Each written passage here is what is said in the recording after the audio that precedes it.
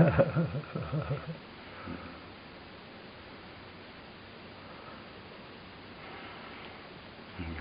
afternoon. Good afternoon, Wes. Nice to speak with you again. It's nice to be here. As you know, we have been taking some questions from Lindsey off of the internet that enjoys watching your videos, and she had some questions specifically that she wanted to ask you, and so we thought we would ask them and record it for her. Excellent. Her first question is, are you part of Bryan's oversoul, soul, or past incarnations? What is your connection with him? We've been asked that question many times. Our connection is very old. We have experienced many physical incarnations together, and it was our agreement when Bryan came forward that I would guide him as he will guide me when I come forward. And so to call it oversoul is not really correct. We are, as Bryan would say, brothers in spirit. Does that answer your question?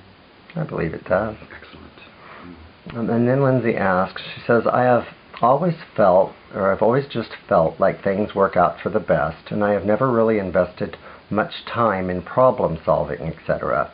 Is it a healthy way to live, to just relax and allow things to happen? Will this approach work with my desire to connect with spirit more deeply, or do I need to actively seek it and work toward it? That is an excellent question. It is better to just let it be. When you try too much, you get in your way. It is important to remember that it is a natural process for you in the physical, but yet you have distanced yourself from it. So you are correct when you say things will always work out. When you feel that you are trying, you are causing more resistance than you are growth. Does this make sense to you? Absolutely. So I would suggest in your case, Lindsey, that you allow it to be as it is, just as you have been doing. You are on a spiritual path that is going to take you many, many places. Your desire to channel, as Bryan does, is very strong. But do not try too hard. You will begin to feel the changes as you concentrate more in your meditation and clearing your mind, discovering your belief system and what is true in your belief system. Does this make sense to you? It does, absolutely. Can you maybe expand a little bit as to how she examines her belief system? That is a tough one. The reason I say that is that we each approach it differently. Bryan has been in a difficult place dealing with his belief systems. You delve into it and you find that there are beliefs that you don't really feel you believe, but yet they are there. It is more difficult to change a belief or remove a belief than it is to create a belief within your system. You must begin with meditation and clearing your mind. You must begin to ask yourself the questions with honest answers.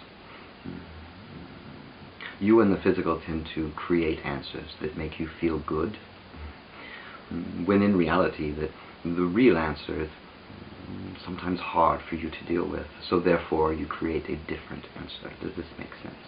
It does. So it is important that you realize that when you are being truthful with yourself, when you are discovering who you truly are, there is no reason to make up a different answer. There is no one there judging you. It is about your journey.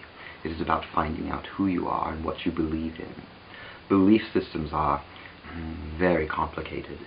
They take very much energy, and as you delve into them, you find that there are many that are contradictory to what you say during the day and what you say out loud in your consciousness. That is where it gets difficult. The truthfulness with oneself, the as Bryan puts it, the lies that you have told yourself. Yeah. That sounds very negative, but it is not. It is common.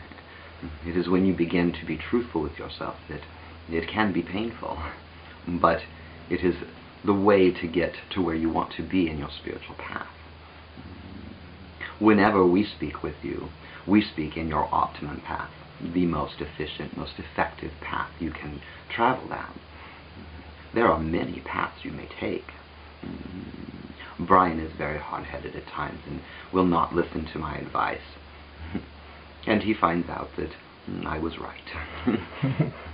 So you must listen to that, what you say, that gut feeling, that inner voice, as you begin to delve into your belief system and kind of tear it apart. Many people believe that belief systems are simply based in religious fact. That is not true. Everything that you think, everything that you do stems from your belief system. It is not just about religion. That's where it becomes more difficult for you in the physical to understand why you would lie to yourself when it does not affect anyone else. But you will find yourself where you agree with somebody when you truly don't, just to not make waves, and that can create a belief within you. So it is difficult to scrutinize your belief system, but it is necessary for growth. Does that make sense to you? It does. When you said that, I've lost my thought. I'm going to skip it and go right on to her next question. It's kind of a long one, and it's a very deep question. She says, my brother and his wife have a little girl with SMA, which is a genetic disease. Her doctors have said that she won't live long at all, but she has made it to the age of 5 years old. She'll never walk, sit up, or be able to be active. It's sad to see, but I can't help but feel that this must be part of her spiritual contract upon entering this lifetime. What do you think? I also wonder if it is crazy to pray and send healing for an issue that has been there since birth and is genetic. If her DNA suddenly began to work at 100%, would she be able to heal, or would that change her contract somehow? Many parts to this question. Yes. Let me begin by saying that there is only you can decide what is going to take place in your journey. When it comes to what you call a genetic disease, we find it very difficult to listen to others tell you what your prognosis is. You see, you have control over your prognosis. Praying and healing energy is never a waste of time. There are many what you call miracles that take place. Contracts are changed often. They stay within the same perimeters of their contract, but they are changed often. We have experienced many of you in physical who were told by what you would call professionals that your life had an expiration date on it. This is not true. There is no other physical being on this planet that can tell you when your last day here will be. Only you can decide that. When it comes to the energy healing, we encourage any healing or praying that you may do. It is always beneficial. There is never a time that it is not beneficial. There is never a time that you should give up hope when it comes to those you love, to those you connect with, and to even total strangers. We would tell you, though your niece's prognosis seems bleak to you, do not give up. There are many things that take place daily, not only spiritually, but with even your technology and medicine within this physical world changes every day. Do not allow anyone, professional or otherwise, to tell you or to give you a prognosis that is negative. You must always stay within the positive. There are many cases in your history in which children born with genetic diseases overcame them, and it was a miracle. It came from healing energy and the positive belief within themselves. Those suffering from those things must find it within themselves to survive. Children are the easiest. They want to please, but they do not understand the ramifications at such a young age of what is happening.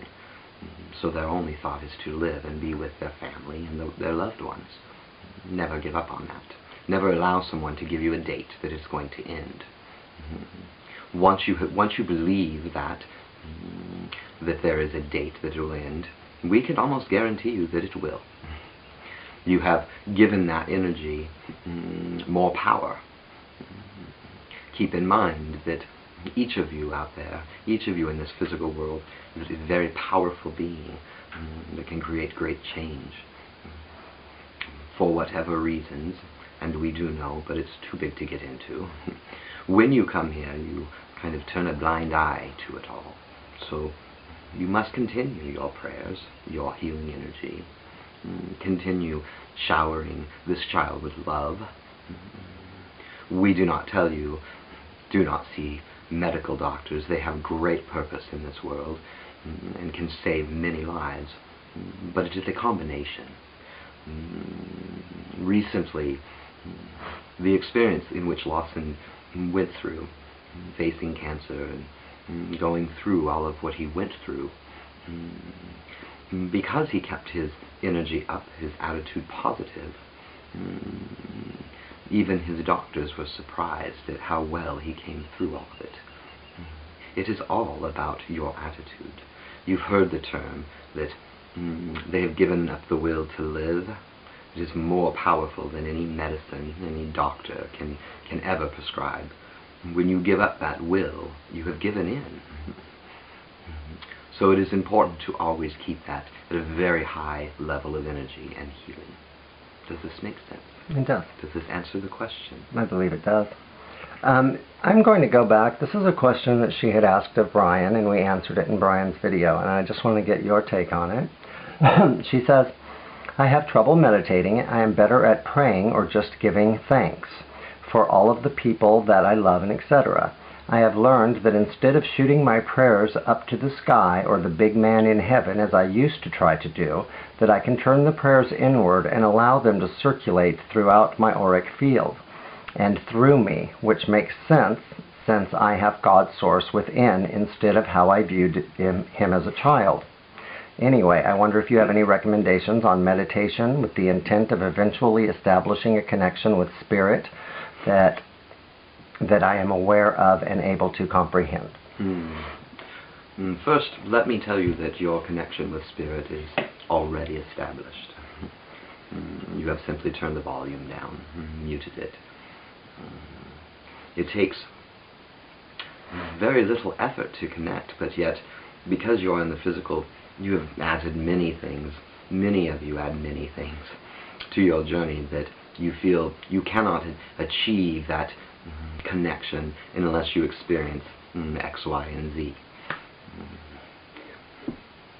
Once you have the desire, and once you have decided that this is your desire, it begins to happen very quickly.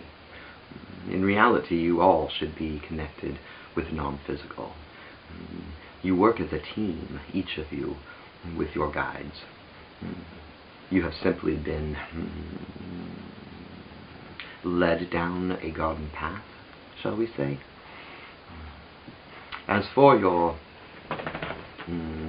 words of going inward, that is beautiful. You must realize that, and this is a very large subject in which we could spend many hours, but all that is around you, you have created. This is your reality. You are the God.